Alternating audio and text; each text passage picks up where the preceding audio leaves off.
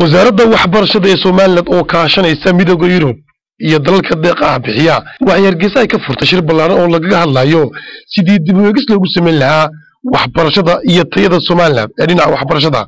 wasiirka wasaaradda waxbarashada ee Soomaaliland Professor Farax Cilmi Geedole xubno ka socday midowga Yurub UNICEF iyo dalalka deeqaha ka siiya dhinaca waxbarashada Soomaaliland ayaa ka qayb galay. UNICEF iyo dalalka deeqaha ka siiya dhinaca waxbarashada Soomaaliland UNICEF iyo dalalka deeqaha ka siiya dhinaca waxbarashada Soomaaliland UNICEF iyo dalalka deeqaha ka siiya dhinaca waxbarashada Soomaaliland UNICEF iyo dalalka deeqaha ka siiya dhinaca waxbarashada Soomaaliland qayb galay. sidoo kale xubno ka socday ururada bulshada jaamacadaha dalka ardayda macallimiinta iyo xubno kale ayaa goobjoog ka ahaa.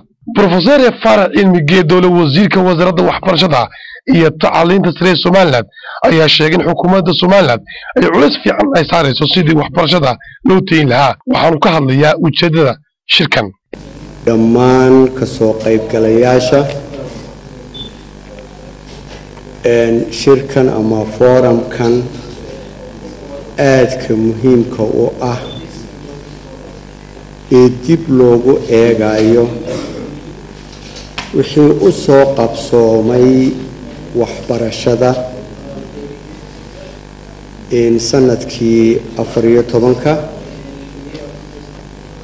wixii caqabado ku hor yimidayna lagu darsayo sidii wax looga qaban lahaa. Elizabeth Paul Legend oo ah haweeneyda ka socotay midowga Yurub kana wakiilad dalalkaasi waxay sheegtay in midowga Yurub oo kaashanaya dalalka deeqaha bixiya ay waxbarashada Soomaaliland taageeri doonaan waxaana soo dhaweysay in dib u eegis lagu sameeyo waxbarashada Soomaaliland. Elizabeth Legend waxay sheegtay in midowga Yurub ay si lablaabayso dhaqaalaha ay siiso Soomaaliland ee dhinaca waxbarashada.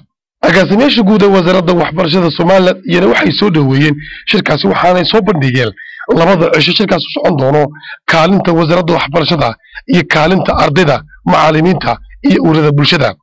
gudoomiyaha jaamacadda Amuud Professor Saleeman Ahmed Guuleysna waxa uu sheegay in ka jaamacadahan iyo waxbarashadahan ay soo dhaweynayaan shirkan dib u eegista lagu sameynayo waxbarashada Soomaaliland. dhinaca kale wasiirka waxbarashada Soomaaliland iyo dalalka midowga Yurub xubno ka socday iyo hay'adda UNICEF saxaafadda ay si wada jira ula hadleen shirkada ay qabtay waxaanay sheegeen inay ku faraxsan yihiin in guul laga gaari doono hamiga waxbarashada Soomaaliland ee sanadka 2015